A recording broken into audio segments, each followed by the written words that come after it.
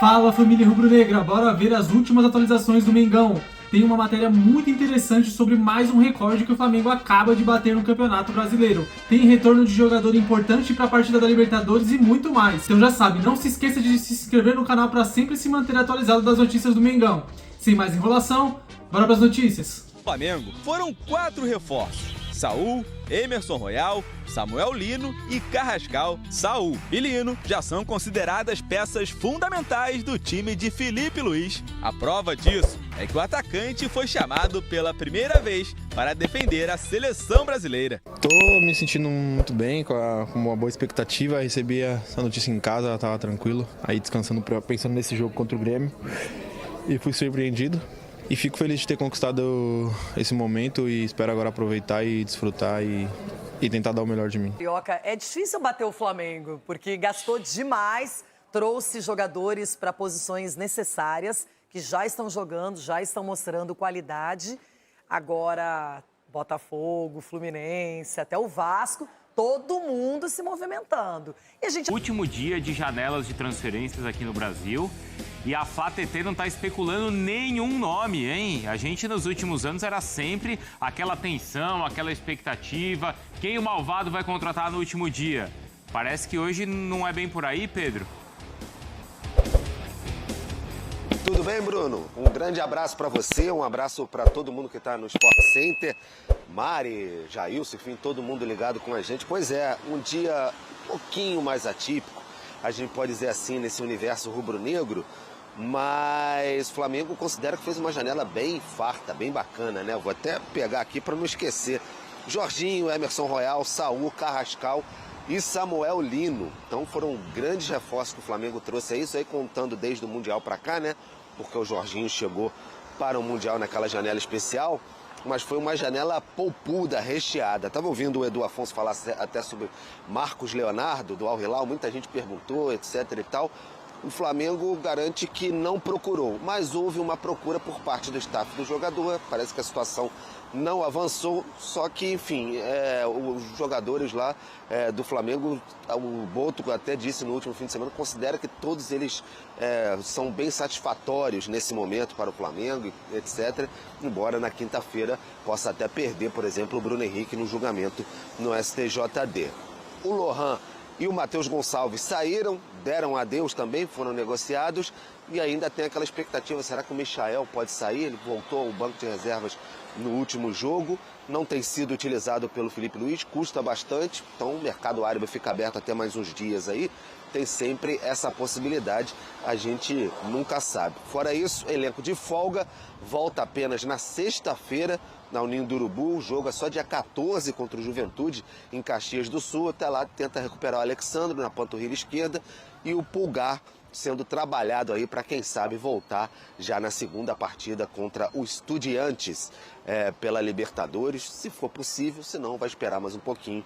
Mas o Flamengo trabalhando para recuperar todos esses jogadores, Bruno. É importante que o Jorginho, né, esteja bem, esse sim, o Eric, que era um titular absoluto, pode até ter perdido espaço. Obrigado.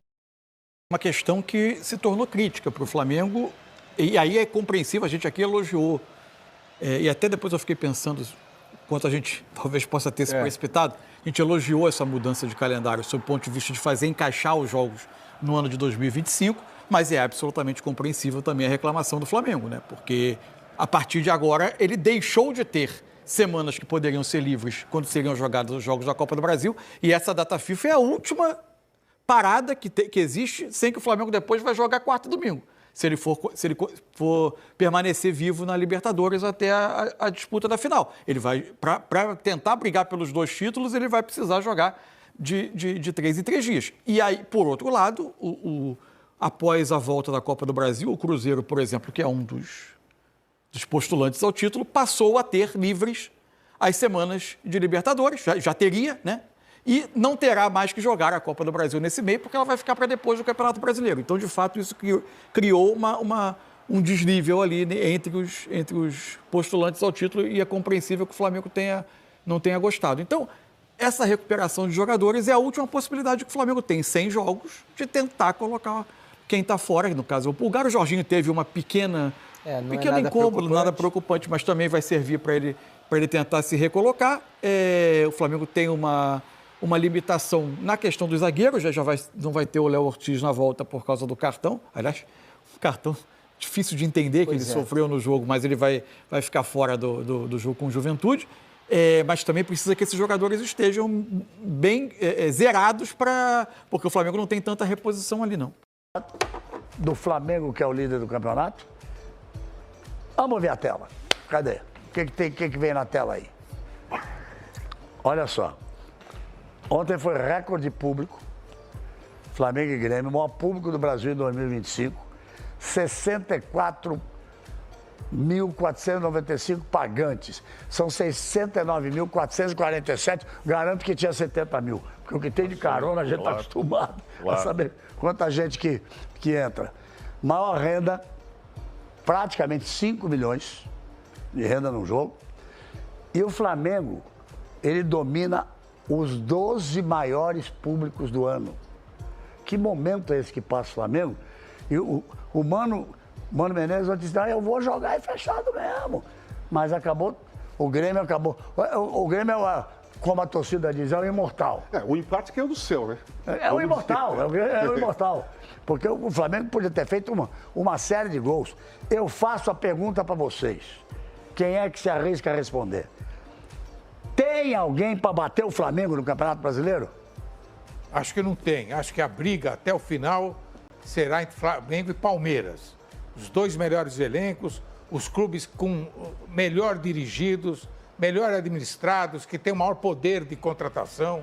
O Palmeiras investiu 700 milhões nesse time, mas faturou mais de 900. Sabe quanto o Flamengo gastou nessa janela?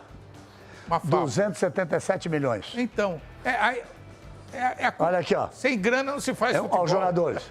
Saúl, Emerson Royal, Samuel Lino, Carrascal. 277 milhões. Agora eles não me falam quanto é que botou no bolso. Sim. Que foi o Wesley embora, foi... Agora veja aqui. Gastou 277. Trouxe esses caras todos. Sabe quanto botou no bolso? 475 milhões. Isso é gestão. Sim. Acabou de assinar um patrocínio de 265. Olha aqui, agora eu vou dizer.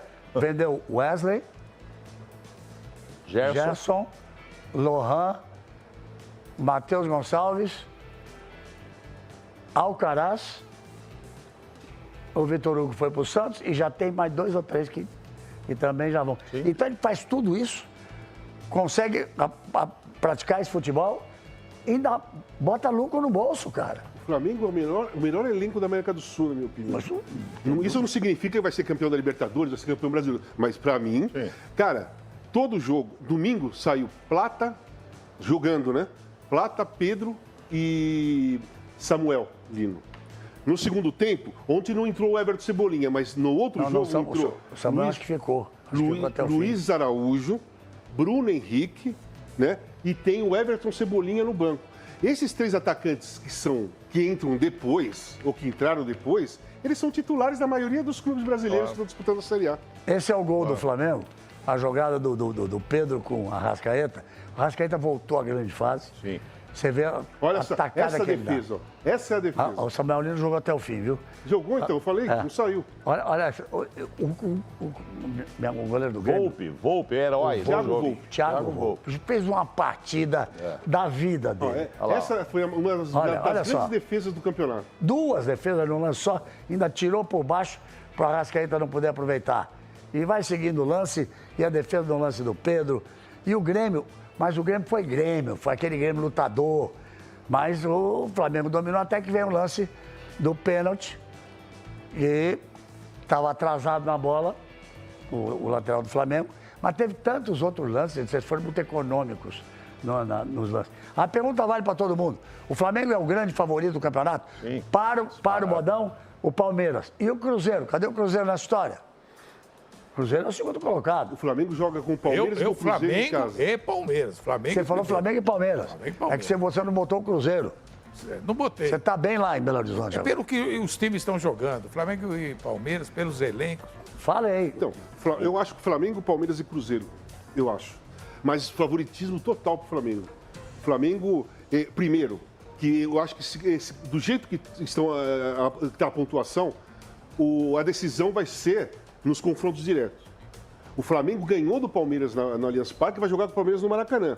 O Flamengo perdeu do Cruzeiro lá e vai jogar com o Cruzeiro no Maracanã. O Palmeiras perdeu do Cruzeiro lá e vai jogar com o Cruzeiro no Allianz Parque.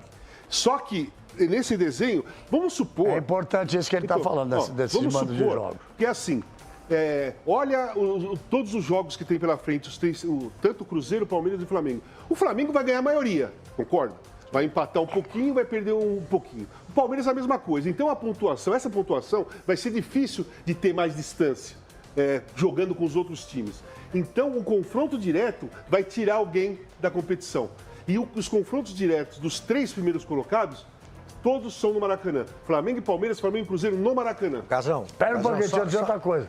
Flamengo e Palmeiras tem que jogar em Mirassol. Posso dar uma... Flamengo e Palmeiras tem que jogar com o Mirassol lá em Mirassol. O Flamengo e o Palmeiras vão jogar contra o Mirassol. Flamengo e Palmeiras vão jogar contra o Mirassol em Mirassol. Sim, isso aí vai. Eles vão. Só uma coisinha rápida do Mirassol, já que você falou. Não é surpresa pra mim, é sensação. Os 3 mandantes que não perderam em casa, por isso que eu falei. 3 invictos em casa: Mirassol, Bahia e Flamengo. Só completando o que o Casão falou, quando você vai analisar um campeonato brasileiro, né, pontos corridos, você quando vai, quais são as equipes que vão disputar título, quais são aquelas que vão para a Libertadores, quais são aquelas equipes que a gente não pode perder. Ganhar, não pode empatar nem perder, tem que ganhar sempre. Vocês acham que o resultado contra o Grêmio é um resultado normal? Não. Não. Então, assim, quando você vai disputar, você não pode perder ponto para o Grêmio. Você pode seguir. Quem é que está disputando com o Flamengo hoje? Deixa eu concluir, meu senhor. Vai lá. Quem tá disputando com o Flamengo hoje, a meu ver? Palmeiras, Flamengo e Cruzeiro. Essas 3 equipes aqui. Também acho. Aí é confronto direto. Você pode ganhar lá fora e pode perder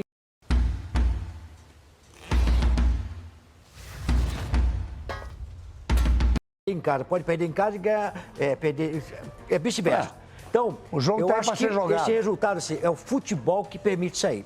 Você vai jogar como o Flamengo jogou, mas de repente a camisa do Grêmio é aquela de tradição, de sofrer, de sofrimento, que não sei o quê, é o jogo. Mas tinha que ganhar esse jogo, porque faz a diferença ganhar esse jogo. Aquele que você tem que ganhar em casa e fora, em casa e fora. E mas ainda deu uma sorte, porque o Palmeiras também não ganhou. É isso aí. Então, fez o mesmo ponto. O Cruzeiro, no primeiro turno... Só que o Palmeiras empatou fora de casa. Fora de casa. Com um time que vai tirar... Porque assim... o que você vai assim? O Grêmio vai tirar ponto do Palmeiras, do Cruzeiro? Essa é a que você vai fazer. Um vai tirar ponto do outro. Entendeu? Então, o cálculo vai por aí. O Grêmio, eu não vejo o Grêmio nesse confronto. Palmeiras, Cruzeiro e Flamengo, tá certo? Deveria tirar. O resultado do Flamengo e Grêmio ontem foi atípico. Não, foi ruim. Foi ruim pro Flamengo. Você falar, porque o Casa e o Vanderlei acham que a disputa entre Flamengo, Cruzeiro e Palmeiras, vou botar na ordem de classificação que eles estão agora. O Bodão acha que é entre Flamengo e Palmeiras e o Mauro Nada. Eu acho que o Cruzeiro ainda está, mas o Cruzeiro fez do primeiro turno algo sensacional. Eu me lembro, eu e o Casão aqui achávamos que ele não ganharia nem de Flamengo nem de Palmeiras. Ele ganhou dos dois. Foi a arrancada do Leonardo Jardim e tal, pá. Mas depois começa dando 2 derrapadas que, para quem quer ser campeão, pode pesar muito. Você perder em casa para o Santos, que está ali, que você está vendo a colocação, e para o Ceará. Então são 6 pontos. Então ele tem 2 jogos a mais agora do que o Palmeiras e 6 pontos perdidos em casa.